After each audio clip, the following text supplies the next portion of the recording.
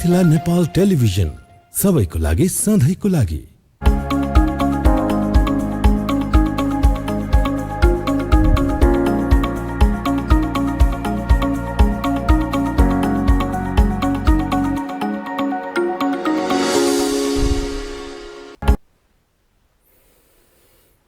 मेरो तेरो नभनेर हाम्रो भन्नुपर्छ, हिमाल पहाड तराई सब राम्रो बन्नुपर्छ भन्ने अभियानका साथ स्थापित यस मिथिला नेपाल टेलिभिजनद्वारा सञ्चालित शिक्षा बहसका प्रस्तोता म हिराबहादुर थापा र टिमको तर्फबाट हार्दिक नमस्कार आदरणीय दर्शक महानुभावहरू। र हामीले यो शिक्षा बहसमा समसामयिक र शिक्षाका समस्याहरू लिएर यहाँहरू माझ आउने गर्छौं र त्यही सिलसिलामा आज पनि यस शिक्षा बहसमा एकजना यस्तो अतिथिका साथ हामी यहाँहरू माझ उपस्थित भएका छौं र उहाँ हुनुहुन्छ अखिल नेपाल शिक्षक संगठनका एकीकृत अखिल नेपाल शिक्षक संगठनका केन्द्रीय अध्यक्ष शंकर अधिकारी। मैले अब शंकर अधिकारीज्यूलाई यस कार्यक्रममा हार्दिक स्वागत गर्दछु। स्वागत छ शंकर सर। धन्यवाद। नमस्ते। नमस्कार इरा सर। पक्कै पनि शंकर सर, अब यो हाम्रो एक खालको चाहिँ नि युवा संघको एउटा मिलन पनि हो, यो एउटा खुसीको क्षण पनि मैले यसरी पनि लिएको छु यहाँसँग। र विशेष गरेर यहाँ चाहिँ नि एकीकृत अखिल शिक्षक संगठनको अध्यक्ष पनि हुनुहुन्छ, अर्थात् युएनटो पनि भन्ने गरिन्छ त्यसलाई, त्यसको युएनटोको अध्यक्ष हुनुहुन्छ। यो युएनटो भन्ने कस्तो संगठन हो र यो कुन पृष्ठभूमिबाट यसको उत्पत्ति भयो, यसको बारेमा अलिकति यहाँको भावना राखिदिनुस् न। धन्यवाद हिरा सर। मुख्यतः युएनटो एकीकृत अखिल नेपाल शिक्षक संगठन यसले अब तत्कालीन अवस्थामा जनयुद्धको पृष्ठपोषण गरेको हो। हामीले हाम्रो पृष्ठभूमि र इतिहासलाई हामीले ढाँट्नुहुन्न र यो जनयुद्ध सुरुवात गर्नुभन्दा अगाडि 2050 सालमा स्थापित भएको यो संगठन र मुख्यतः जनयुद्ध कालमा यसले उत्पीडनमा परेको वर्गहरूको पक्षमा नै अलि बढी पक्षीकरण गर्यो र मुख्यतः जनयुद्धलाई केन्द्रमा राखेर थुप्रै झन्डै 350 भन्दा बढी शिक्षकहरू यही पृष्ठभूमिमा शहीद पनि हुनुभएको छ। र अहिले पछिल्लो चरणमा आइसकेपछि जसरी यो वस्तु बदलिएको छ त्यस्तै गरेर परिस्थिति बदलिएको छ, हाम्रो संगठनको कार्यभारहरू पनि बदलिएको छ र हामी अहिले पछिल्लो चरणमा त मुख्य यो संगठनले शैक्षिक विकास र समृद्धि र अहिले जुन 21औं शताब्दी छ, डिजिटल एरा छ, चौथो औद्योगिक क्रान्ति पछि जुन शिक्षण सिकाइ क्रियाकलापहरूमा पनि आर्टिफिसियल इन्टेलिजेन्सहरूको प्रयोग हुन थालिसकेको छ भनिसकेपछि हामीले त्यो आर्टिफिसियल इन्टेलिजेन्सहरूलाई कसरी नियन्त्रण र निगरानी र कसरी शिक्षण सिकाइ क्रियाकलापमा प्रयोग गर्न सक्ने असल शिक्षक बनाउन सक्छौं भन्ने एउटा के रे कोणबाट पनि यसलाई हामीले बहस गर्न थालेका छौं। भनिसकेपछि अर्को पक्षबाट भनेको जुन ढङ्गले अहिले शिक्षा क्षेत्रमा विकृति छ, विसङ्गति छ, अस्थिर छ शिक्षा क्षेत्र, यो अस्थिरतातर्फ माफियाकरण छ, यो माफियाकरणको जालोभित्र रहेको शिक्षा क्षेत्रलाई हामीले कसरी बाहिर निकाल्ने, कसरी एउटा लिगमा ल्याउने र जुन ढङ्गले एउटा राजनीतिक परिवर्तन भयो 62-63 को जनआन्दोलन होस्, अझ त्योभन्दा अगाडि जाँदाखेरि के रे यो 46 सालको के जनआन्दोलन, 46 सालको जनआन्दोलन, पछि 62-63 को जनआन्दोलन अनि 72 को चाहिँ के रे संविधान नयाँ संविधानको घोषणा, यो सबै राजनीतिक परिवर्तनहरूलाई हामीले हेर्यौं। तर त्यो राजनीतिक परिवर्तनलाई आत्मसात गर्ने र त्यसको जग बसाल्ने हैन त्यो ढङ्गको शिक्षा प्रणाली नेपालमा अहिले पनि बनेन हैन। अझ विडम्बना अब राज्य धेरै अगाडि बढिसकेको छ, गणतन्त्र घोषणा भइसकेको छ, यो गणतान्त्रिक संविधान कार्यान्वयनको पाटोमा छ, तैपनि फेरि नेपालको अहिले पनि शिक्षा हेर्दाखेरि त 28 सालकै शिक्षा ऐन छ, यसको पृष्ठभूमि, यसको जग हैन, त्यसले गर्दा फेरि राजनीतिक परिवर्तनलाई यो शिक्षा प्रणालीले आत्मसात गर्न अझै पनि सकेको छैन। अब मैले शंकरजीसँग एउटा के जिज्ञासा राख्नु मन लाग्यो भने जस्तै जनयुद्धको बेसबाट युएनटोको जन्म भयो भन्ने खालका कुरा यहाँले ल्याउनु भयो। यो जनयुद्ध भनेको त राजनीतिक पार्टीहरूले गर्ने होइन र एउटा यो मलाई जिज्ञासा मेटाउन मन लाग्यो। अनि अर्को चाहिँ नि के भन्दाखेरिमा जस्तै यहाँले विभिन्न जुन 46 सालको आन्दोलनदेखि 62-63 को दोस्रो जनआन्दोलनसम्म लाई पनि यहाँले जोड्दै जाँदाखेरि खेरीमा शिक्षक र तपाईँको चाहिने यो भनौँ न यो पेसागत सङ्गठन र राजनीतिक पार्टीहरू बिचको सामिप्यता अथवा पेसागत सङ्गठन र राजनीतिक पार्टीहरू बिच फरक छैन कि क्या हो, के हो वास्तवमा? यस्तो अब मलाई लाग्ने, हाम्रो सङ्गठनलाई लाग्ने कुरा के हो भने अब राजनीति भनेको त सबै व्यवस्थापनको पनि व्यवस्थापन हो होइन। अब सबै कुरोको म्यानेज हुने राजनीतिले नै गर्छ। त्यो भएको कारणले गर्दाखेरि मलाई लाग्छ राजनीतिबाट कुनै व्यक्ति संस्था अछुत के अरे हुनसक्छ जस्तो मलाई लाग्दैन। हेर्नुहोस् होइन, सेन्ट्रल पोइन्ट हो राजनीति भनेको, निकास दिने बिन्दु भनेको राजनीति हो। भलै अहिले शिक्षा क्षेत्रमा शिक्षकका सङ्घ सङ्गठनहरूका लिडरसिपहरू अलि बढी राजनीतितर्फ अलि बढी चाहिँ फोकस भएको कारणले गर्दाखेरि त्यो एउटा चाहिँ त्यसको त्यसको प्रभाव चाहिँ होइन स्याडो परेको होला। तर पनि मलाई लाग्ने चाहिँ के हो भने अब थुप्रै दृष्टान्तहरू छन् नि त। जस्तै चीनमा त्यहाँको जनमुक्ति सेना, अझ हामी त शिक्षक भयौँ, एउटा गुरु भयौँ, हामी त सोसल इन्टरप्रेटर त हो होइन। अझ बढी भन्दाखेरि त्यहाँ त अब त्यो बन्दुकै बोक्ने, राष्ट्रको स्वाधीनताको रक्षा गर्ने त्यो सेनाको कमान्डर हुनलाई पनि पार्टीको एउटा तहको नेता त हुनैपर्छ। तर त्यहाँको सेना व्यावसायिक छैन भन्ने त होइन नि होइन। चाहे कोरिया हेर्नुहोस्, चाहे भियतनाम हेर्नुहोस् होइन। त्यो भएको कारणले गर्दाखेरि शिक्षक समुदाय र राजनीतिको बिचमा सम्बन्धै हुँदैन भन्ने कुरा होइन। हेर्नुहोस् होइन, सम्बन्ध हुन्छ। ऊ पनि एउटा मानव हो, उसको नैसर्गिक अधिकार हुन्छ, उसको मानवाधिकार हुन्छ होइन। ऊ पनि यही समाजको एउटा प्राणी त हो, समाजको एउटा अन्तर्य त हो नि। त्यो भएको कारणले गर्दा ऊ चाहिँ समाजभन्दा भिन्न टाइपले त्यो समाजको प्रतिबिम्ब उसको दिमागमा पर्न हुन्न भन्ने कुरा त हुँदैन नि त। त्यसको रिफ्लेक्सन त पर्छ नि होइन। त्यो भएको कारणले गर्दाखेरि रोल्पामा जन्मेको एउटा केटो त जनयुद्धमा त छापा मारै भयो नि, भएन र होइन। त्यो भएको कारणले गर्दाखेरि त्यो एउटा समाजकै रिफ्लेक्सन हुने भएको कारणले गर्दाखेरि पनि समाजभन्दा छुट्टै भिन्दै हुन सक्ने भनेको त झन् समाज यो के अरे समाजको चरित्रभन्दा त भिन्न हो होइन। यो प्रकृति, समाज र प्रकृतिसँगको चाहिँ अध्ययनभन्दा त ऊ त बाहिर गयो नि त। त्यो भएको कारणले गर्दाखेरि त्यो छ। तर पनि अब हामीले जनयुद्धको पृष्ठभूमि भनिसकेपछि त्यो हामी जनयुद्धमा शिक्षकहरू होला कतिले त पेसा छोडे, छापामार भएर हिँडे, त्यो एउटा पाटो भयो। तिनी त शिक्षक भएनन्, पार्टीमा काम गर्ने एउटा पार्टीको क्याडर भयो नि। तर हामीले जनयुद्धमा चाहिँ एउटा नैतिक समर्थन गरेको होइन। यो ठिक हो, यो गलत हो भन्ने पृष्ठभूमि जुन दृष्टिकोण लियो त्यो पार्टीले, माओवादी, तत्कालीन माओवादीले जनयुद्धमा उत्पीडनमा परेको वर्गहरूको होइन समावेशी समानुपातिक चरित्रको उसले प्रतिनिधित्व गर्यो। त्यो भएको कारणले गर्दा हामीले त त्यसलाई नै त्यो ठिक हो भन्न खोजेको हो हामीले होइन। तर हाम्रो के अरे पृष्ठभाग भनेको त हामी त कक्षा कोठामै पढाइरह्यौँ नि होइन। हामी अब मैले यहाँसँग विशेष गरेर यहाँ चाहिने एउटा एकीकृत अखिल नेपाल शिक्षक सङ्गठनको केन्द्रीय अध्यक्ष र युवा पनि हुनुहुन्छ। पक्कै पनि युवा जोसिला, जाँगरिला र केही न केही अलिकति यो के अरे क्रिएटिभ, रचनात्मक पनि हुन्छ भनेर भन्ने गरिन्छ। र यस्तो युवाले नेतृत्व गर्दै गरेको सङ्गठन र मार्ग निर्देशन गर्दाखेरिमा यहाँले परिकल्पना गरेको नेपालको शैक्षिक प्रणाली र शैक्षिक क्षेत्र कस्तो होला, यहाँले के देखिराख्नु भएको छ नेपालको शैक्षिक क्षेत्रको बारेमा? यस्तो अब मैले अघि पनि सामान्य ढङ्गले एउटा कुरा गरेँ होइन। अब हामी जुन ढङ्गले हिजो अघि सरले पनि भन्नुभयो नि, यो जनयुद्धमा त शिक्षकहरू जम्मै छापामार भएर राजनीति बढी गरेर हिँडे कि ट्रेड युनियन होइन, अहिले अरू सङ्घ सङ्गठनसँग राजनीतिसँग जोडे कि भनेर जुन एउटा छ नि समाजको एउटा चिन्ता चासो, त्यो त हामीतिर पनि होइन। मैले भन्नु खोजेँ त्यसै रिफ्लेक्सन त भयो नि होइन। त्यो भएको कारणले गर्दाखेरि अब हामीले परिकल्पना गरेको, जस्तै म 74 सालको फागुनबाट यो 5औँ अधिवेशनमा शिक्षक सङ्गठनको अध्यक्ष भएँ।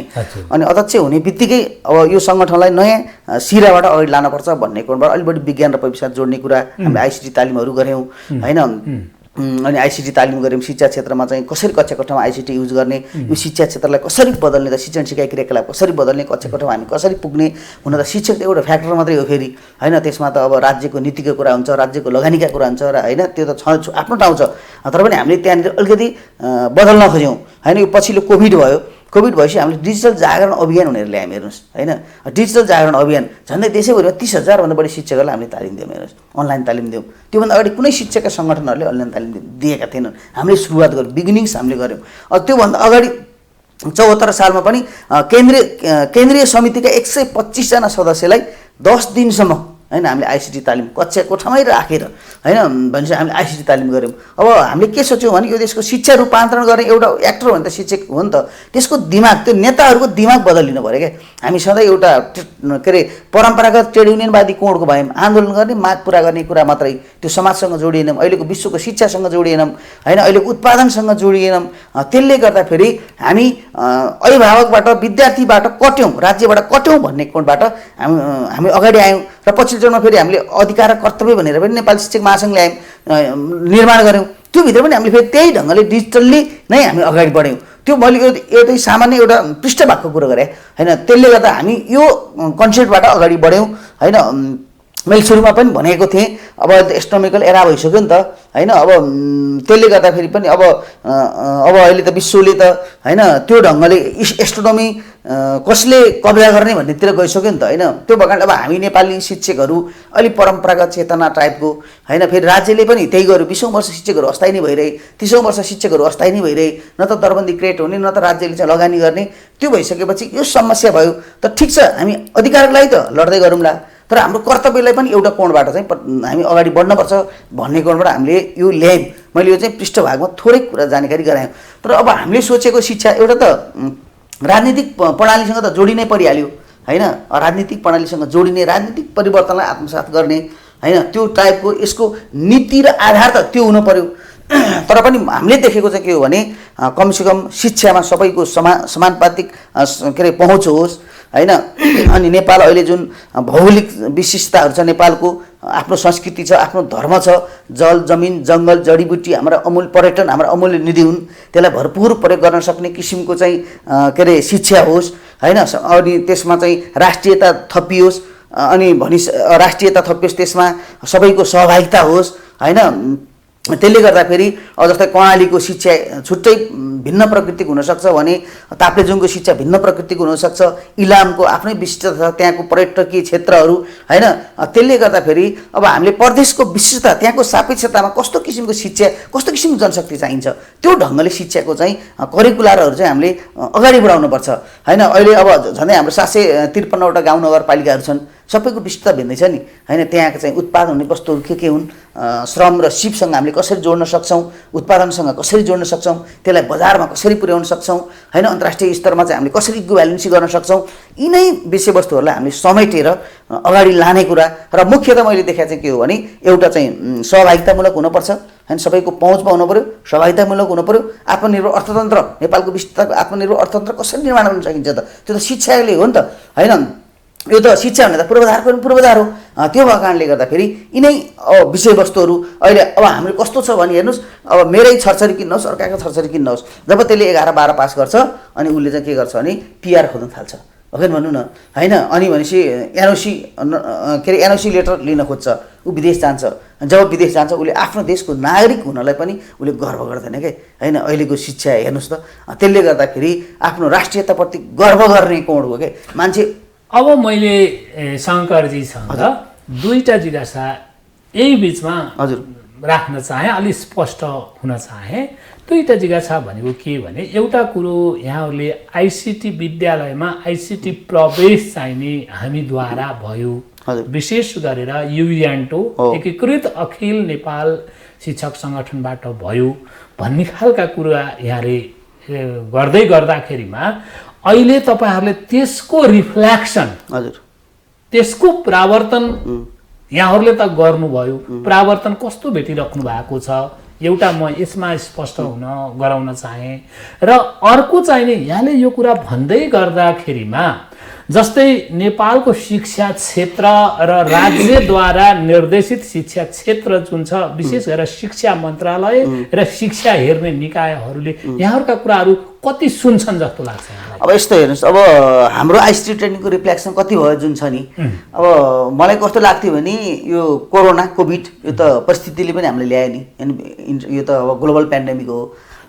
त्यसले गर्दाखेरि त्योभन्दा अगाडि धेरै शिक्षकहरू कम्प्युटरको त्यो माउस चलाउन नजान्ने, सिपियु थिच्न नजान्ने थियो जस्तो लाग्छ क्या मलाई होइन प्रारम्भिक चरणको हामीले त अनुभूति गऱ्यौँ नि त हामीले के अरे first session second session third session fourth session fifth सेसनसम्म हामीले गऱ्यौँ होइन भनेपछि एकचोटि त युएनटोमय नै भयो जस्तो लाग्छ क्या शिक्षकहरू सबै होइन त्यो एउटा सङ्घको सदस्य छ एउटा सङ्गठनको सदस्य छ होइन अर्को चाहिँ मधेसका शिक्षक साथीहरूको सदस्य छ तर हाम्रो तालिममा चाहिँ उहाँहरू आउनुहुन्थ्यो क्या हेर्नुहोस् होइन त्यो ढङ्गले हामीले त्यो त गऱ्यौँ तर त्यसको लागि पनि के हुँदो रहेछ भने शिक्षक त एउटा फ्याक्टर मात्रै हो नि त होइन दोस्रो त त्यसको इन्फ्रास्ट्रक्चर हुनु पऱ्यो होइन बिजुली हुनु पऱ्यो अब के अरे अब ओएलपिसी होइन वान ल्यापटप पर चाइल्डको चाहिँ राज्यको सिद्धान्त हुन पऱ्यो होइन अब शिक्षकैहरूमा पनि सबैमा त्यो ल्यापटप छैन जस्तै अब बाल विकासका शिक्षकले चाहिँ अब 6,000 तल भत्ता खान्छन् होइन अहिले त 8,000 बनायो त्यसले ल्यापटप कसरी किन्ने त्यसले चाहिँ अब एन्ड्रोइड मोबाइल कसरी किन्ने 8,000 कि 15,000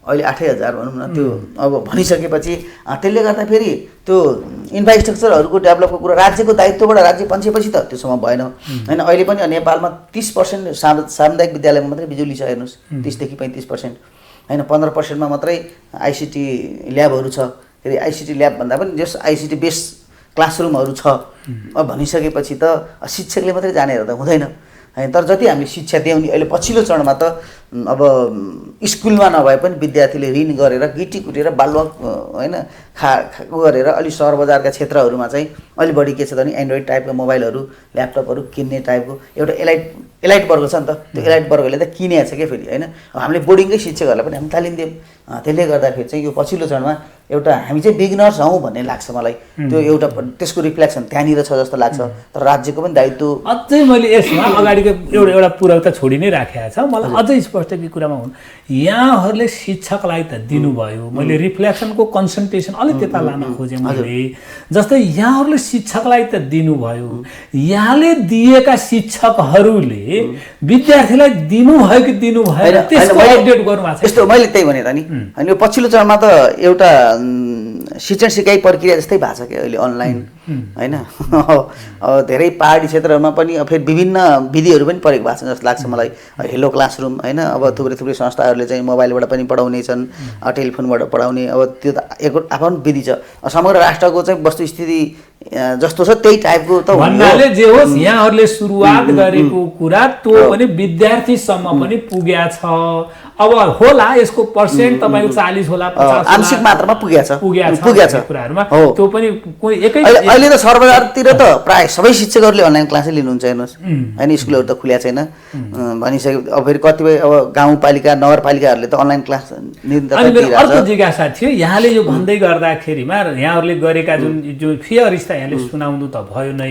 यो होइन कि अर्को जुन राज्य र शिक्षा तालुकदार भनौं त्यता आउँदैछ हजुर हजुर अब यो कस्तो हुँदै रहेछ भने अब मैले अघि पनि भने राज्यको राजनीतिक परिवर्तन र शिक्षा क्षेत्रको परिवर्तनमा तादम्यता छैन हैन अहिले पनि हाम्रा शिक्षाहरू हाम्रो शिक्षा प्रणालीहरू र शिक्षा क्षेत्रमा चाहिँ नेतृत्व गर्ने राजनीतिक नेतृत्व र प्रशासनिक नेतृत्वहरू जुन छन् उहाँहरूको कन्सेप्टहरू परिवर्तन भएको छैन हेर्नुहोस् हैन र जुन एउटा कोड अफ कन्डक्ट हुनुपर्छ के हैन अब शिक्षामा परिवर्तन हुनको लागि राष्ट्रपतिको छोराछोरीदेखि लिएर तलसम्मको चाहिँ पेन कर्मचारी पालेसम्मका छोराछोरीहरू एउटै वान डोर एजुकेसन सिस्टमभित्र छिर्यो भने हैन अलिकति यो शैक्षिक परिवर्तन चाँडो हुन्छ हैन झकझक्याउँछ नि त मान्छेको दिमाग त भङ्ग के अरे चेन्ज हुन्छ नि त तर त्यो टाइपको छैन त्यसले गर्दा फेरि शिक्षा क्षेत्रमा अलिकति माफियाकरण छ हेर्नुहोस् हैन व्यापारीकरण छ माफियाकरण छ अब त्यसले गर्दा फेरि अघि पनि भने राष्ट्र र राष्ट्रियताप्रति नै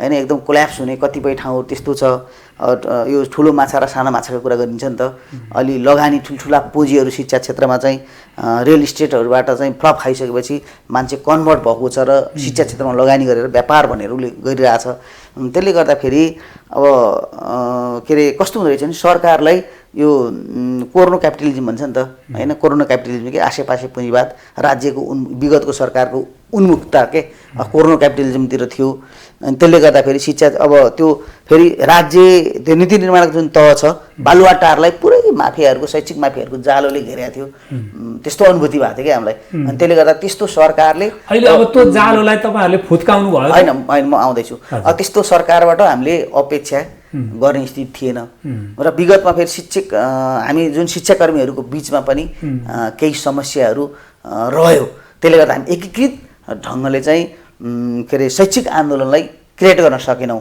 होइन। एकीकृत शैक्षिक आन्दोलन त्यो अभिभावकको तहसम्म विद्यार्थीको तहसम्म नजोड्दासम्म नेपालको शैक्षिक रूपान्तरण परिवर्तन हुन्छ भन्ने मलाई लाग्दैन।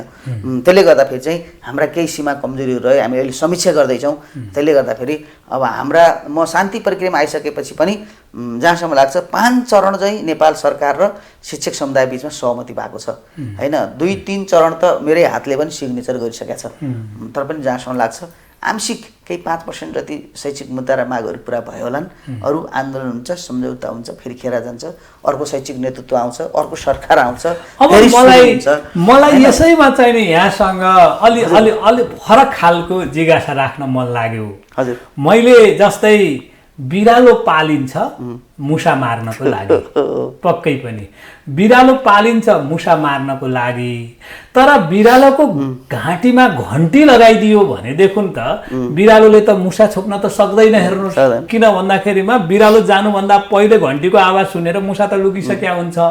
त्यस्तै जस्तो शैक्षिक नेतृत्व जुन यो पेसागत नेतृत्वहरूको पनि घाँटीमा घन्टी छ भन्छन् नि त, अनि कसरी माग पुरा हुन्छ? यस्तो छ, अब विगतकै शैक्षिक आन्दोलनको पृष्ठभूमिलाई हेर्दाखेरि अब हामीलाई त्यो आक्षेप आरोप लगाउँदाखेरि अब केही हदसम्म त्यो हामीले आत्मसात गर्नुपर्छ होइन। अब मैले पटक पटक भन्ने गरेको छु, यो शान्ति प्रक्रिया आइसकेपछि पनि प्रधानमन्त्री त प्रचण्ड, सुशील कोइराला, देउपा, केपी ओली, माधव नेपाल यिनै पात्र हुन्।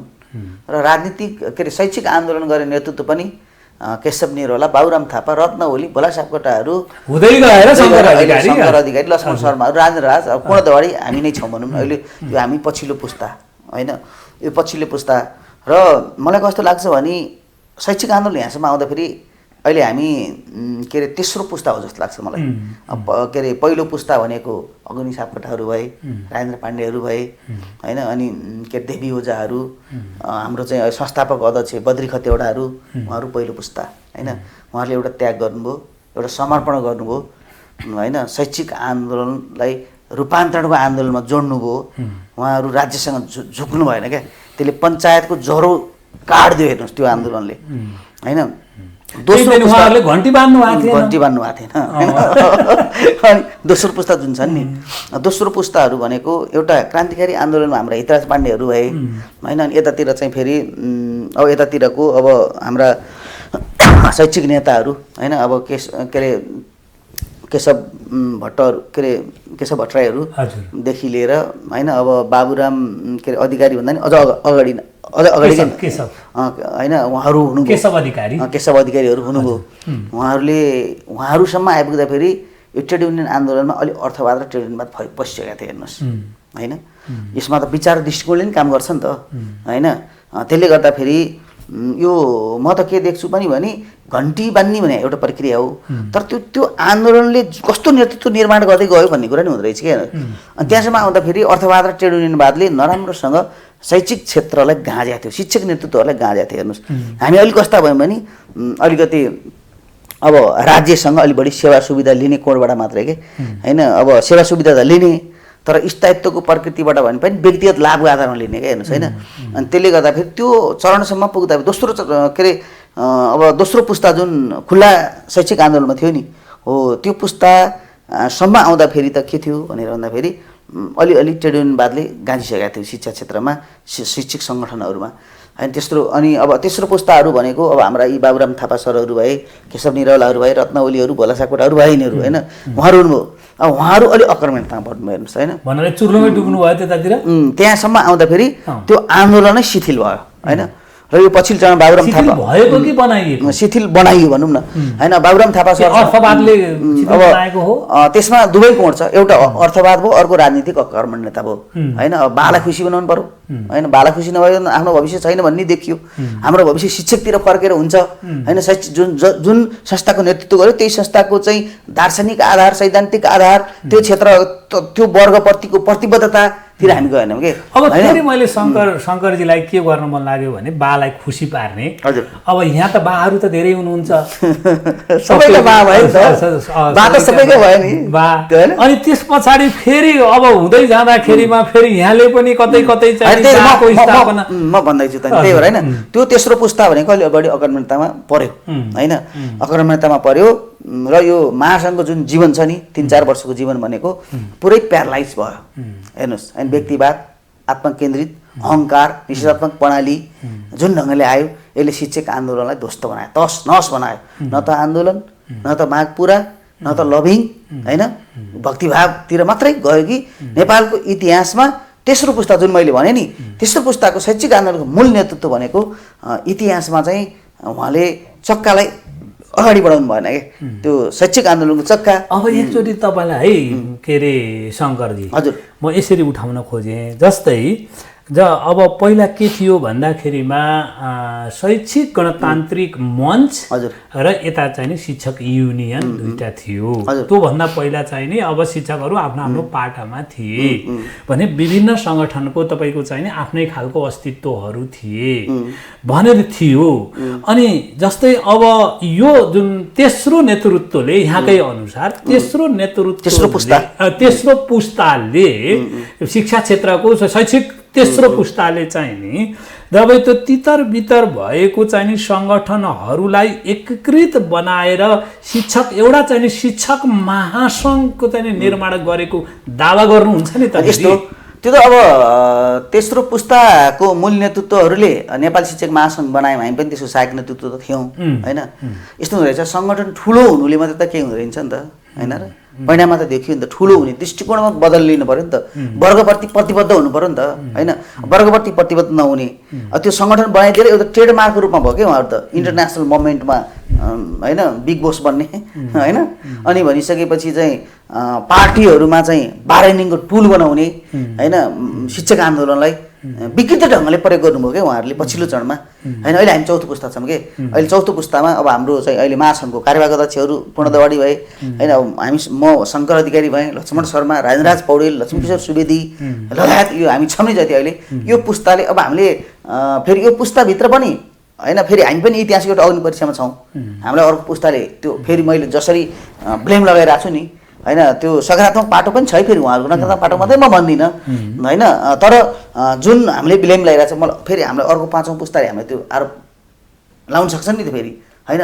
त्यही भएर हामीले के भनेको छौँ भने नेपाल शिक्षक महासङ्घभित्र पनि जो अहिले हामी छौँ नि होइन अध्यक्षहरू बसेर एउटा कमिटमेन्ट गरेका छौँ कि हामीले होइन एउटा कमिटमेन्ट गरेका छौँ कि अब हामी विगतको आन्दोलनको समीक्षा गर्छौँ विगतको नेतृत्वको समीक्षा गर्छौँ आफ्नो टाउकोमा आफैले आगो लगाउँछौँ रूपान्तरण हामी भित्रैबाट हुन्छ होइन। मैले अब यही कुरा गर्दै जाँदाखेरि अस्ति हामीले माओवादी केन्द्रको अध्यक्ष प्रचण्डलाई पनि भेटेका थियौँ होइन। अनि हामीले सम्मानीय प्रधानमन्त्रीलाई पनि भेटेका थियौँ हिजो अर्थमन्त्रीलाई पनि भेटेका थियौँ होइन। अब उहाँहरूले त सरकारको भइसकेपछि त उहाँहरूले स्वाभाविक रूपमा शिक्षक सङ्घ सङ्गठन यो शिक्षकहरूलाई चाहिँ आन्दोलन रोक भन्नु त हुन्छ नि त फेरि स्वाभाविक हो नि त्यो उहाँहरूको त त्यो कुरा हो नि त। हामीले त्यहीँ भनेका छौँ आन्दोलन रोक्दैनौँ हामी होइन। विगतमा पनि हामीले थुप्रै गल्ती कमजोरीहरू गऱ्यौँ अब त्यही गल्ती हामी फेरि दोहोऱ्याउन अब त्यसो हो भने यहाँहरूले विशेष गरेर सह अध्यक्षको शिक्षक महासङ्घको सह अध्यक्षको नेतृत्वमा यहाँहरूले भनेको विधान त मैले चाहिँ नि धेरै यसको बारेमा धेरै छलफल गरेको हुनाले यहाँले कार्यवाहक अध्यक्ष भने पनि उहाँले लगभग कार्यवाहक अध्यक्षमा उहाँले सिग्नेचर अहिलेसम्म गर्नु भएको छैन भन्ने र त्यो गरिएको छैन र शिक्षक महासङ्घको सह अध्यक्षको नेतृत्वमा महासङ्घले अहिले आन्दोलन गरिराखेको भनेपछि त्यसो हो भने यहाँले बुदागत रूपमा यो महासङ्घले उठाएका मागहरू के हुन् बुदागत रूपमा यसलाई व्याख्या गर्नु परेन र यो बुदागत रूपमा उठाएका यो माग र यो माग पुरा नभएसम्म हामीले छोड्दैनौँ भन्ने कसरी प्रतिबद्धता गरौँ। यस्तो मैले अघि जोड्दै थिएँ कि होइन हामी अब आस्थाको आधारमा त हामी कहीँ न कहीँ जोडिया हुन्थ्यौँ नि त होइन। हिजो हामी अर्थमन्त्रीबाट पनि गयौँ होइन अर्थमन्त्रीसँग पनि हाम्रो त्यहाँनिर अलिअलि रातोपिरो पनि चल्यो होइन। उहाँ एउटा सरकारको नेतृत्व भएको हिसाबले आन्दोलन स्थगित गर भन्ने उहाँको त्यो स्वाभाविक हो होइन। तर हामीले त त्यो ढङ्गले गर्ने स्थिति छैन। हिजो थिएन उठा भने आज रोक भन्ने होइन हिजो उहाँले उठा भनेर उठाएन त्यो क्लियर कुरा हेर्नुहोस् होइन। हामीलाई त्यस्तो कुनै प्रेसर कुनै पुस थिएन होला। हामी विचारको आधार दर्शनको आधारमा निकट भयौँ होला, तर पनि फेरि आन्दोलन गर भनेर हामीले आन्दोलन गरे होइन। यतिसम्म कि हामीले विगतमा जुन केपी ओलीको प्रतिगमन भनेर जुन भयो, हामीले प्रतिगमन विरुद्ध हामी लडायौँ, हामी सडकमा आयो। हेर्नुहोस्, त्यो त कुनै एउटा के अरे यो त राष्ट्रकै एउटा चाहिँ लोकतान्त्रिक आन्दोलनमा त विगतदेखि नै शिक्षकहरू त आहुति दिइरहेछन् नि होइन। हामी त गयौँ, हो गएको हो। प्रचण्डले बोके झन्डा हामीले पनि बोक्या हो, देउबाले बोके झन्डा, माधव कुमार नेपालले, सुशील के अरे अब रामचन्द्र पौडेलहरूले हिजो प्रतिगमनको विरुद्ध बोके झन्डा हामीले बोकेकै हो, त्यो हामी मान्छौँ। तर पनि फेरि अहिले हामीले के भनेका छौँ भने हामी त्यसरी के अरे मान्नेवाला छैनौँ, हामी स्पष्ट भन्यौँ होइन। म भन्दै त्यसमा आउँदैछु। त्यो कारणले गर्दा अब अहिले हामीले माग र मुद्दा, हामीले 3 प्रकृतिको माग र मुद्दा हामी उठाछौँ जस्तै होइन। एउटा चाहिँ नीतिगत प्रश्न छ हाम्रो, नीतिगत त्यो भनेको शिक्षकसँग सम्बन्धित छ, त्यो भनेको विद्यार्थीसँग सम्बन्धित छ होइन, त्यो भनेको चाहिँ के अरे अभिभावकसँग सम्बन्धित छ होइन। र त्यो भनेको उच्च स्तरीय शिक्षा आयोगको जुन प्रतिवेदन छ, 1 नम्बरमा हामीले के भनेको छौँ भने उच्च स्तरीय शिक्षा आयोगको जुन प्रतिवेदन बन्यो नि, त्यो प्रतिवेदनले राजनीतिलाई आत्मसात गर्ने गरेर होइन त्यो प्रतिवेदन ल्याएछ। त्यो प्रतिवेदन गिरिराजमणि तत्कालीन शिक्षा मन्त्री गिरिराजमणि पोखरेल हुँदाखेरि त्यो प्रतिवेदन जुन ल्याइयो, त्यो प्रतिवेदन अहिले बालुवाटारमा पहिलाका प्रधानमन्त्रीले बालुवाटारमा थन्काएर राखिदिनु भयो। त्यसलाई सार्वजनिक गर्नु भएन, त्यसलाई कानुनी गर्नु भएन होइन। त्यो भएको कारणले हाम्रो पहिलो माग भनेको उच्च स्तरीय शिक्षा आयोगको प्रतिवेदन सार्वजनिक हुनुपर्छ। त्यो उच्च स्तरीय शिक्षा आयोगको प्रतिवेदनमा मैले अघि पनि नीतिगत सवालहरू पनि छ त्यहाँनिर होइन। नीतिगत सवाल जस्तै अहिले इन्टरनेसनल एउटा ऊ छ नि के अरे कुल जिडिपीको 6% अथवा चाहिँ विकास बजेट टोटल बजेटको चाहिँ 20% शिक्षा 20 देखि 24% शिक्षा क्षेत्रमा लगाइदिनुपर्छ। एक त्यो त त्यसले त समग्रतालाई नै सम्बोधन गर्छ नि। दोस्रो नम्बरमा चाहिँ अब अहिले शिक्षकहरू चाहिँ असक्षम भयो भन्ने छ नि त होइन। शिक्षकहरूले अपडेट हुन सकेनन् भन्ने छ। भनेपछि हामीले के भनेका छौँ भने संवैधानिक शिक्षा आयोग हुनु पऱ्यो कि होइन, संवैधानिक शिक्षा आयोग हुनु पऱ्यो। आयोग त बन्यो क्यारे होइन, आयोग त बन्यो, त्यो संवैधानिक छैन। सरकार परिवर्तन भएपछि त्यो परिवर्तन हुन्छ हेर्नुहोस् होइन, त्यो संवैधानिक छैन नि। जस्तै अब विगतमा भन्नाले लोक सेवा आयोगको हो सरकारको हो। जस्तै भनौँ न विगतमा के भयो, अब गिरिराजमणि पोखरेलले नीतिगत ढङ्गले आयोगको पदाधिकारी नियुक्ति गरे होइन, तर प्रधानमन्त्रीले त्यसलाई दिनु भएन, रोक्नु भयो नि त। राजनीतिक त्यहाँ आग्रह प्रभाव भयो नि। अहिलेको सरकारले इभन त्यसलाई गरेछ। भोलि यो सरकार चेन्ज हुने फेरि अर्कोले त्यो फेरि परिवर्तन गर्छ नि त। त्यो भएर त्यो संवैधानिक शिक्षा आयोग हुनु पऱ्यो एक होइन। दुई अनि 3 नम्बरमा हामीले के भनेका छौँ भने अब माध्यमिक के अरे स्तरसम्मको शिक्षा त अनिवार्य भनेको छ। आधारभूत तहको शिक्षा निःशुल्क भनेको छ। त्यो त भएको पनि त छैन, होइन कानुनमा छैन, नारामा मात्रै छ। खोइ त दरबन्दी 63,000 दरबन्दी चाहिएन, 63,000 दरबन्दी चाहियो नि त। अहिलेको ग्लोबल के अरे ग्लोबली शिक्षा क्षेत्रमा त एसटिआर भने त 1:15 हो नि। भन्नाले भनाइमा होइन कि व्यवहारमा पनि होस् भन्ने हामीले त्यहाँनिर भनेको छौँ नि होइन। अब अहिले त ग्लोबली त 1:15 हो नि त के अरे एसटिआर त। तर नेपालमा त अहिले पनि आजभन्दा 20 वर्ष अगाडिको 1:45, 1:50, 1:30 त्यस्तो छ नि होइन। त्यसले गर्दाखेरि अहिले पनि 63,000 दरबन्दी शैक्षिक दरबन्दी चाहिँ छैन हेर्नुहोस् होइन। त्यसले गर्दाखेरि त्यो दरबन्दी फुलफिल हुनु पऱ्यो। पहिला दरबन्दी फुलफिल हुनु पऱ्यो। अनि त्यो पदस्थापन शिक्षकहरूको पनि होइन, काहीँ अधिक दरबन्दी छ, काहीँ 0 दरबन्दी छ होइन। अहिले पनि 7,500 स्कुलहरूमा 0 दरबन्दी छ, 7,500 स्कुलहरूमा 1 दरबन्दी मात्रै छ होइन। अब त्यसले गर्दाखेरि यी विद्यालयहरूमा चाहिँ समानुपातिक ढङ्गले दरबन्दी विनियोजन हुनु पर्यो। भन्नाले शिक्षक मिलान गरियोस्। हो, पहिला दरबन्दी मिलान गरियो, अनि त्यहाँबाट मात्रै दरबन्दी मिलान हो नि त होइन। त्यो भएको कारणले त्यो भयो। अनि अब शिक्षाको लागि त दरबन्दी त त्यो छँदैछ होइन। भने अब विद्यार्थीहरूको लागि पनि हुनु पऱ्यो, छात्रवृत्तिका कुराहरू हुनु पऱ्यो। कतिपय एकदम एक्स्ट्राअर्डिनरी विद्यार्थीहरू हुन्छन् तर उसको चाहिँ हैसियत हुँदैन, त्यहाँ सहभागी हुन सक्दैन होइन, सहभागितामूलक प्रतिनिधित्व हुन सक्दैन। त्यो भएको कारणले अनिवार्य शिक्षा भनेपछि त कमसेकम उसको अभिभावकले किन विद्यार्थीलाई स्कुल पठाएन भन्ने त प्रश्न हुनु पऱ्यो नि त होइन। अहिलेको चाहिँ भर्ना दर कति छ होइन भनिसकेपछि त अनि भर्ना दर अहिले पनि 7% भर्ना दर पुगेको छैन।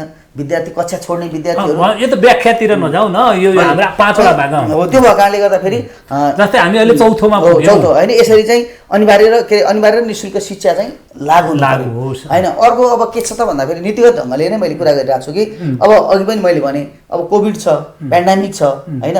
अब भनेपछि हामी कक्षा कोठामा प्रत्यक्ष भौतिक रूपमा जान सक्ने स्थिति छैन। तर विज्ञान र प्रविधिको कुरा छैन, त्यहाँनिर सूचना प्रविधिको कुरा छैन होइन। अनि भनिसकेपछि त आइसिटी बेसको ल्याबहरू छैन, त्यो ढङ्गको कक्षा कोठाहरू छैन होइन। त्यसमा चाहिँ जस्तै राष्ट्रपति शैक्षिक सुधार कार्यक्रम भनेर त ल्याइयो, पुरै राजनीति एउटा राजनीति पार्टी भयो हेर्नुहोस्, यस्तो भयो नि त होइन। त्यसले गर्दा त्यो अहिले पनि इन्फ्रास्ट्रक्चरहरू भौतिक संरचनाहरू फुलफिल हुनु पर्यो होइन। शिक्षकहरूले भौतिक संरचनाहरू फुलफिल भएन भने पनि तपाईँहरूको आन्दोलन रोकिँदैन होइन। यस्तो हुन्छ, अब भौतिक संरचना हाम्रो त शिक्षाको गुणस्तरसँग जोडियो नि त त्यो पाटो त होइन, यो त नीतिसँग जोडियो नि राज्यको। भन्नाले भौतिक संरचनाको ग्यारेन्टी भएन भने तपाईँको आन्दोलन रोकिन्छ। हो, हामीले नीतिगत हिसाबले त्यसलाई करेक्सन गर्नुपर्छ। कमसेकम राष्ट्रपति शैक्षिक सुधार जस्तो कार्यक्रमहरू चाहिँ एउटा नर्म्समा आधारित हुनु पर्यो। एउटा सांसदले लेटर प्याडमा लेखेर सिग्नेचर गराए भरमा त्यो विद्यालयले भौतिक संरचना पाउने भन्ने कुरा भएन। अहिले कस्तो भयो, कतिपय विद्यालयहरूलाई के अरे छात्रावास आवश्यकता छ तर टोयलेट हाल्दैछ होइन। कतिपय विद्यालयहरूलाई आइसिटी ल्याबको चाहिँ समस्या छ होइन, उसलाई कक्षा कोठा हाल्दैछ होइन। त्यो भएको कारणले गर्दा यो मिलेको छैन क्या तारतम्य। त्यो भएको कारणले एउटा निश्चित विधिहरू हुनुपर्छ भनेको छौँ हामीले। अनि अर्को हामीले के पनि भनेको छौँ भने नमुना विद्यालयहरू विनियोजना गरिरहेको छ। नमुना विद्यालय हचुवाको आधारमा, पहुँचको आधारमा, पावरको आधारमा कहाँ कहाँ हो त विद्यालयको त म्यापिङ हुनु पर्यो नि त पहिला। विद्यालयको म्यापिङ भएन, पावरको र पहुँचको आधारमा चाहिँ त्यो पनि ग्यारेन्टी नभएसम्म तपाईँहरूको आन्दोलन रोकिँदैन। त्यो भएको कारणले यो नीतिगत कुराहरू भए होइन। अर्को के छ त भन्दाखेरि अब हामी शैक्षिक पेसागत हामीले एउटा ट्रेड युनियन कर्मी पनि हो नि त हामी होइन। अब ट्रेड युनियनसँग जोडेका विषयवस्तुहरू पनि छन् हेर्नुहोस्। ट्रेड युनियनसँग जोडेको भनेको मैले अघि पनि सामान्य कुरो ल्याएको थिएँ। अब अहिले श्रम ऐन 2074ले एउटा श्रमिकहरूको तलब भत्ता 11,450 भन्ने थियो होइन के अरे। अनि पछि 13,450 भयो होइन। पछिल्लो चरणमा चाहिँ केपी शर्मा ओली प्रधानमन्त्री हुँदाखेरि नै न्यूनतम एउटा श्रमिकहरूको तलब भत्ता चाहिँ 15,000 हुने भन्ने कुरा भयो हेर्नुहोस् होइन। अहिले सरकार त 3 तहको छ होइन नेपालमा। सँगै शिक्षा हेर्न आएको छैन। शिक्षा क्षेत्रमा अनुसूची 8 र अनुसूची 9को विषयमा पनि विवाद छ होइन। अनुसूची 8ले एउटा भनेको छ, अनुसूची 9ले अर्को भनेको छ होइन। अहिले तिनै सरकारले छुट्टा छुट्टै नीति लागू गर्न खोजिरहेछ। त्यो भएको कारणले गर्दाखेरि हामीले के भन्यौँ भने सँगै शिक्षा नीति ऐन त ल्याउनु पऱ्यो नि त। सँगै शिक्षा ऐन ल्याएन अहिलेसम्म। सँगै शिक्षा ऐन ल्याउने हो भने थुप्रै शैक्षिक र पेसागत अन्यलताहरू हट्छन्। अहिले विद्यालय व्यवस्थापन समितिका सवालहरू एकदम भद्रगोल छ हेर्नुहोस् होइन। कतिपय ठाउँमा वडा चाहिँ आफै चाहिँ विद्यालय व्यवस्थापन समिति हो मै हुँ भनेर घोषणा गरेको छ। त्यो त विधानमै त्यस्तो कुरा, ऐनमै त्यस्तो छ त, ऐन करेक्सन हुनु होइन। ऐनमा त त्यस्तो छैन नि त। वडा त छैन, विद्यालय व्यवस्थापन समिति पदेन सदस्य हुन्छ, सदस्य त हुन्छ तर अध्यक्ष नै बनाएको कतिपय गाउँमा भन्नु अध्यक्ष बन्न मिल्दैन भने त उल्लेख त छैन नि त। फेरि पदेन सदस्य हुने चाहिँ नि भयो नै। त्यो त पदेन भने एउटा पाटो हो। समग्र के अरे त्यहाँको प्रमुख भइसकेपछि एउटा विद्यालयको अध्यक्ष हुनुपर्छ भने त छैन नि। त्यहाँ त राजनीतिक हेलो पर्ला होइन। त्यसले गर्दा फेरि यस्तो अस्तव्यस्त छ शिक्षा क्षेत्र। यसलाई लिगमा ल्याउन, ट्र्याकमा ल्याउन त सँगै शिक्षा ऐन त चाहियो नि त। अहिले पनि 28 सालको शिक्षा ऐनै छ। भन्नाले सङ्घीय शिक्षा ऐन लागू नभएसम्म नआएसम्म यहाँको आन्दोलन रोकिँदैन। अर्को मैले अब चाहिँ म पेसागत अब हामी अब यो आन्दोलन कस्तो भयो भन्दाखेरि शिक्षकहरूको लागि मात्रै हो कि भन्ने भयो क्या प्रश्न। तर हामी यी माथिका त सबैले उपभोग गर्ने हो नि त। आयो भने त सँगै शिक्षा आउँदा त विद्यार्थी लाभान्वित हुन्छ, शिक्षक लाभान्वित हुन्छ, अभिभावक लाभान्वित, राज्य नै लाभान्वित हुने हो नि त। त्यो भएको कारणले अहिले हामीले के भनेका छौँ भने अहिले अब हाम्रो ट्रेड युनियन अधिकारको कुरा पनि छ नि त। त्यो अहिले जस्तै यो जुन बजेट विनियोजन भयो नि त, विगतको सरकारले बजेट वक्तव्य ल्यायो अर्थमन्त्री विष्णु पौडेलले, निवर्तमान अर्थमन्त्रीले। अब त्यहाँनिर इसिडी र विद्यालय कर्मचारीलाई 15,000 त दिने होइन। तर त्यो चाहिँ 8,000 सङ्घीय सरकारबाट, 7,000 स्थानीय सरकारबाट भन्ने भयो। अहिले पनि 40% भन्दा बढी स्थानीय सरकारहरूले त्यो 15,000 पुर्याएको छैन। बाल विकास र विद्यालय कर्मचारी साउन्डबाट भनेको छ नि त होइन। साउन्डबाट त हो तर पनि दिने र नदिने परिषदले निर्णय गर्नु पर्यो नि त। गाउँ परिषदहरू त असार मसान्तभित्र भइसक्नु पर्यो। तर त्यसमा त यस्तो पनि छ नि त। त्यो त मैले त्यो बुझा चाहिँ मैले आफूले पनि के हेरेको छु भने जस्तै 5 अरब पैसा जुन छ, 5 अर्ब 55 करोड 5 अर्ब 55 करोड 5 अर्ब 55 करोड पैसा त्यसैको लागि स्थानीय तपाईँको चाहिने तहहरूलाई चाहिँ छुट्याइएको छ। त्यही भत्ता भनेर इसिडी र विद्यालय कर्मचारीको तलबको लागि भनेर भनेको छ नि त। यो त यसैमा खै त दिएन नि त, स्थानीय सरकारले दिएन। अहिले पनि हेर्नुहोस् आन्दोलन चाहिँ हिजो भर्खर म ललितपुरको चाहिँ महालक्ष्मी नगरपालिकामा गएँ। त्यहाँनिर होइन त्यहाँका बाल विकासले आन्दोलन गरिरहेछन्, त्यहाँका विद्यालय कर्मचारीले आन्दोलन गरिरहेछन् होइन।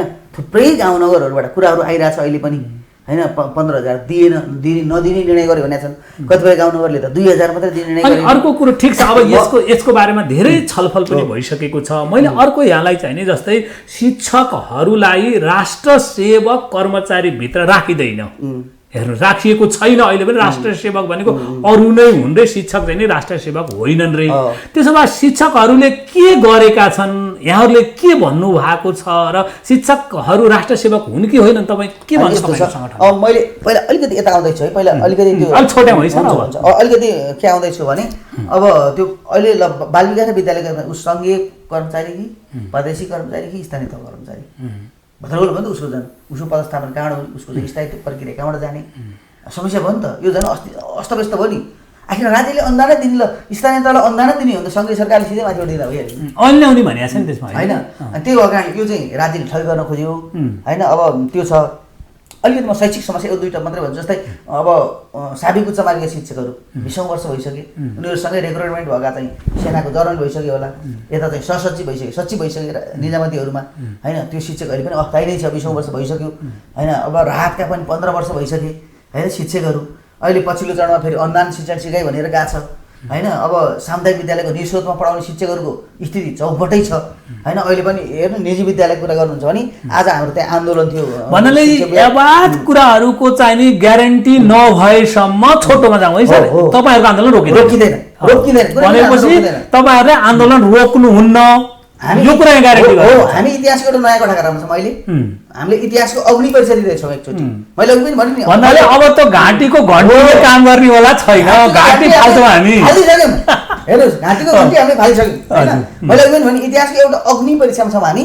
यो परीक्षा हामी पास गर्छौँ, उत्तीर्ण भएरै छाड्छौँ। हेर्नुहोस्, हुनसक्छ भलै राजनीतिक पार्टीका नेताहरूले सँग हाम्रो सम्बन्ध केही समय बिग्रेला, तर यो त त्यही राजनीतिक पार्टी हामी यसलाई कुनै पनि हिसाबले उपयोग गरी छाड्छौँ। अब फेरि कस्तो पनि भने होइन, अब त्यो त खास गरी जनता र पार्टीको बिचमा त पुलको काम पनि यो आन्दोलन त। उहाँहरूले हिजो त के अरे घोषणापत्रमा लेख्नु भएको छ कि दिन्छु भनेर, हो कि भन्नुहोस् त। त्यो दिन्छु भनेर लेखेको कुरो त लागू गर्दै हो नि त, उहाँहरूकै पार्टीको हाइकोर्ट भयो। ल ठिक छ, भने आन्दोलन रोकिँदैन, यो कुराको ग्यारेन्टी यहाँले भनेका यो 5-6वटा कुराहरूको चाहिँ नि ग्यारेन्टी भएन भने आन्दोलन रोकिँदैन। अब म यहाँलाई मैले एउटा अहिले यस्ता निजी विद्यालयमा जस्तो आज प्यारागन स्कुल होइन, अहिले लगायत प्यारागन स्कुलमा आन्दोलन गरिरहेको शिक्षक साथीहरूले। हिजो अर्को स्कुलमा गरेका थिए। अब विगतको कोभिडको पालामा झन्डै 2000 भन्दा बढी शिक्षकहरू अवकाश दिएछन् होइन। अहिले पनि भट्टाभट अवकाश सुरु भएको छ क्या हेर्नुहोस्। त्यही अब भनेपछि यो यस्तो सामाजिक सुरक्षा कोष होइन, निजी विद्यालयमा त सामाजिक सुरक्षा कोष लागू गर्ने हो नि त। अहिलेसम्म शिक्षा क्षेत्रमा लागू नै भएन हेर्नुहोस्। तिनै गएर मन्त्री भएन, त्यो पनि गरियोस्, त्यो पनि तिनै गएर मन्त्री भयो नि त। अहिले नीति निर्माणको तहमा तिनै पुगे होइन, अब हामी छोड्नु मान्छे हेर्नुहोस् होइन। त्यही भएर मैले तिनीहरूले पनि त्यो लागू गर्नु परेन। त्यही भएर अब शङ्करजी यहाँसँग मैले लगभग अब हामी अन्तिममा गयौँ। ल अन्तिम जिज्ञासा यहाँसँग, अनि यहाँप्रति प्रश्न छ उठाउन भनेर चाहिँ मलाई भन्नु पनि भएको छ कतिपय साथीहरूले, मैले उठाउनु पनि पर्छ। र तपाईँले यावत शैक्षिक क्षेत्रलाई यसरी व्यवस्थित गर्नको लागि लागिराख्नु भएको छ, अहोरात खट्नु भएको छ, र तपाईँ माथि नै एउटा चाहिँ नि के अरे प्रश्न चिन्ह छ भनेपछि आफै शिक्षक होइनन् शङ्कर, उहाँ शङ्कर अधिकारी आफै शिक्षक हुनुहुन्न, अनि शिक्षकको माग गएर शिक्षकले कसरी पुरा गर्छन् भन्नुहुन्छ क्या? वास्तवता के हो? होइन, म अहिले पनि स्थायी शिक्षक हो हेर्नुहोस् होइन। म जनयुद्धमा के अरे तत्कालीन अवस्थामा कक्षा कोठामै पढाइरहन सक्ने स्थिति थिएन। शाही सेनाले 2-3 चोटि गिरफ्तार गर्यो होइन, बेपत्ता बनाए, थुप्रै यातनाहरू दियो। भनेपछि तपाईँ अहिले पनि स्थायी शिक्षक हो। र किन तपाईँमा त्यो प्रश्न आयो? म भन्दैछु त नि, अब होइन त्यो भएको कारणले गर्दाखेरि अहिले पनि त्यो नेपाल सरकारले गठन गरेको 2वटा आयोग, जागेश्वर सुवेदीको आयोग होइन र पछि चाहिँ गोपाल पराजुलीको आयोग, त्यसमा मेरो नाम द्वन्द्व पीडित शिक्षक होइन। मेरो त अहिले कक्षा कोठा त राज्यले दिनु पऱ्यो नि त, मलाई पढाउनु जानलाई त ठाउँ दिनु पऱ्यो। म स्थायी शिक्षक द्वन्द्व पीडित शिक्षकमा छु म। त्यो समस्या हलै भएको छैन। तलब लिनु भएको छ कि छैन? तलब त कसरी आउनु गयो पनि होइन, कक्षा कोठै नदिएपछि त तलब आउने कुरो भएन। त्यसले गर्दाखेरि अब यदि राज्यले हामीलाई पुनर्स्थापित गर्यो भने त फेरि कक्षा कोठामा गइन्छ हेर्नुहोस् होइन। र फेरि म एउटा घमण्ड र दावा के गर्छु भने सायद मलाई लाग्छ ट्रेड युनियन मुभमेन्टमा घटक संस्थाहरूमध्येमा सबैभन्दा दृढतापूर्वक शैक्षिक र पेशागत मुद्दाहरूलाई आवाज उठाउने र दृढतापूर्वक लाग्ने चाहिँ इभेन्टको गर्दछ भन्ने लाग्छ। भनेपछि यो गैर शिक्षक जुन आरोप लगाइएको छ यसमा कुनै तथ्य छैन, त्यो कुनै हो यो अर्थ बेअर्थ हो। त्यो चाहिँ अब सबभन्दा धेरै चाहिँ आन्दोलनमा क्रियाशील भयो भन्ने त्यो छ नि त, जुन छ नि परेको छ नि एउटा इमेज हो, त्यसलाई चाहिँ ब्रेक थ्रु गर्नलाई त्यसलाई चाहिँ त्यो हिरो छाप्ने कोड हो क्या त्यो चाहिँ आन्दोलन बढी उठायो, शङ्कर अधिकारीको कारणले आन्दोलन उठ्यो, त्यस कारणले यो आरोप लगाइदिएपछि आन्दोलन शिथिल हुन्छ आशा यो हो। वार्ता टेबलमा जाँदाखेरि हेर्नुहोस्, म अरू साथीहरूलाई पनि तपाईँहरूले ल्याइरहनु भएको छ नि टेलिभिजनमा, त्यहाँ शिक्षा सचिवहरूले भन्ने गर्छन् क्या त्यहाँ, होइन इभन गिरिराजमणि पोखरेल शिक्षा मन्त्री हुँदाखेरि पनि सबभन्दा धेरै टसल त मसँग पर्थ्यो हेर्नुहोस्, होइन किनभने त्यो माग र मुद्दा त म छोड्नै दिन्थेन। त्यहाँ तपाईँ त विद्रोही जस्तो हुनुभयो यो भन्ने गर्नुहुन्थ्यो शिक्षा सचिवले, तत्कालीन शिक्षा सचिव, अहिले त उहाँ के अरे रिटायरमेन्ट पनि भइसक्नु भयो, होइन हामी वार्ता टेबलमा भइरहँदाखेरि चाहिँ होइन तपाईँ विद्रोही यति ठुलो सङ्गठनको अध्यक्ष त विद्रोही नेता त होइन नि त। अब शङ्करजी हामी अन्तिममा गयौँ, अन्तिममा गयौँ 1 मिनेटभित्र यस मिथिला नेपाल टेलिभिजन मार्फत 1 मिनेटभन्दा नबढाइदिनु मैले अनुरोध गरेँ, यहाँलाई आग्रह गरेँ, 1 मिनेटभित्र शिक्षा क्षेत्रलाई यहाँले सुझाव सल्लाह भनाइ के राख्दै जान चाहनुहुन्छ? होइन, म के त शिक्षा क्षेत्र विकृति र विसङ्गतिको जालोमा छ हेर्नुहोस्, होइन त्यसलाई हामीले च्यात्नुपर्छ र यो शिक्षालाई एउटा लिगमा ल्याउनुपर्छ, शिक्षा सँगै शिक्षा ल्याएर एउटा लिगमा ल्याउनुपर्छ र हामी शिक्षकले अधिकार मात्रै खोज्ने पनि होइन, कर्तव्यलाई पनि पुरा गर्नुपर्छ र जुन विश्व बदलिँदो छ परिस्थिति 21औं शताब्दीको विद्यार्थीहरूले तयार गर्नु पर्यो नि त, होइन हामी एउटा उत्पादक शक्तिको रूपमा विश्व मार्केटमा बिक्ने शैक्षिक जनशक्ति उत्पादन गर्नु पर्यो, त्यो पनि एउटा हो। राष्ट्र राष्ट्रियतालाई पछि पोषण गर्ने पनि चाहियो, होइन अनि विश्व मार्केटमा बिक्ने पनि चाहियो, होइन त्यो भएको कारणले गर्दाखेरि अझ मैले भन्दाखेरि चाहिँ अहिले जुन के अरे उत्पादक शक्तिको रूपमा हामी विकास हुनु पऱ्यो क्या शिक्षकहरू, जुन विज्ञान र प्रविधि विकास भएको छ, विज्ञान र प्रविधि नै उत्पादक शक्तिको रूपमा गयो नि त अहिले, अनि हामी त्यो उत्पादक शक्ति एउटा चालक शक्तिको रूपमा हामी शिक्षकहरू अगाडि बढ्नुपर्छ। हो हाम्रो समस्या त छँदैछ, हाम्रो पीडा त छँदैछ, त्यही भएर म समग्र शिक्षक साथीहरूलाई पनि हाम्रो कर्तव्यलाई पनि त्यत्तिकै परिपालन गर्नलाई होइन हामी अगाडि बढ्नुपर्छ भन्ने मलाई लाग्छ। पक्कै पनि एउटा युवा शैक्षिक नेतृत्व आज यस मिथिला नेपाल टेलिभिजनद्वारा सञ्चालित शिक्षा बहसबाट यहाँका सार्वजनिक भनाइहरू राख्नुभयो। पक्कै पनि यो भनाइले अब कस्तो खालको प्रभाव आउँछ, कस्ता खालका क्रिया अन्तर्क्रिया आउँछन् ती हाम्रो पछि समीक्षाको विषय बन्ला। अहिलेलाई मैले शङ्कर अधिकारी सरलाई धेरै धेरै धन्यवाद दिन चाहन्छु, आइदिनु भयो। धन्यवाद हिरा सर। यो मिथिला टेलिभिजन एकदम उत्कृष्ट टेलिभिजन, नेपालको उत्कृष्ट टेलिभिजन मध्येको एउटा टेलिभिजनले अब हाम्रो धारणा जुन अहिले शैक्षिक आन्दोलनकै बेलामा जुन शिक्षा क्षेत्र चाहिँ अस्थिर भइरहेको बेलामा चाहिँ हाम्रो धारणालाई चाहिँ तपाईँले आम शिक्षक साथीहरू शिक्षाकर्मीहरूको बिचमा शिक्षा सरकारवालाहरूको बिचमा राख्ने एउटा अवसर दिनुभयो।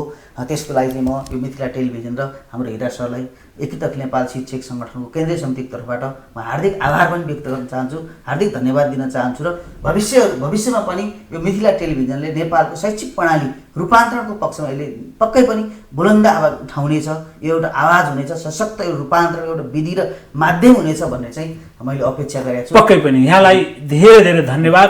कम्तीमा पनि यहाँले दिएको मार्गलाई हामीले सकेसम्म त्यसलाई चाहिँ प्रयोग गर्नेको लागि हामी प्रयत्नशील रहनेछौँ। आदरणीय दर्शक महानुभावहरू, आज शङ्कर अधिकारी एकीकृत अखिल नेपाल शिक्षक सङ्गठनको केन्द्रीय अध्यक्ष र युवा जल्दो बल्दो नेतृत्वसँग अलि गरम छलफल बहस पनि भयो। यहाँहरूलाई कस्तो लाग्यो र यो छलफललाई यो बहसलाई हामीले हाम्रो युट्युबमा पनि राख्ने गर्छौँ र हाम्रो युट्युब ठेगाना हो एमटिभी नेपाल 4K। यहाँहरूले युट्युबमा गएर एमटिभी नेपाल 4K सर्च गर्नुभयो भने देखुन हाम्रो युट्युब ठेगाना यहाँले पाउने हुनेछ र शङ्कर अधिकारी सरले भनेका जति पनि विचारहरू भावनाहरू यहाँहरूलाई कस्तो लाग्छ त्यसमा कमेन्ट गरिदिनु होला र कमेन्टको लागि हामी यहाँहरूलाई हार्दिक अनुरोध गर्छौँ, किनकि त्यो कमेन्ट समाजमा जाने कुरा हो र त्यो समाजमा लाने हाम्रो कर्तव्य हो र तपाईँको पनि हो र त्यसका प्रतिफलहरू समाजले नै पाउने हो। हामीले यो आग्रह गऱ्यौँ र यसरी नै पुनः अर्को कार्यक्रममा भेट हुने बाचाका साथ अहिलेलाई म बिदा हुनुभन्दा अगाडि हेर्दै गर्नुहोस् मिथिला नेपाल टेलिभिजन सबैका लागि सधैँका लागि। पुनः यस्तै कार्यक्रममा भेट हुने बाचा गर्दै अहिलेलाई बिदा हुन्छु। हस्त नमस्ते।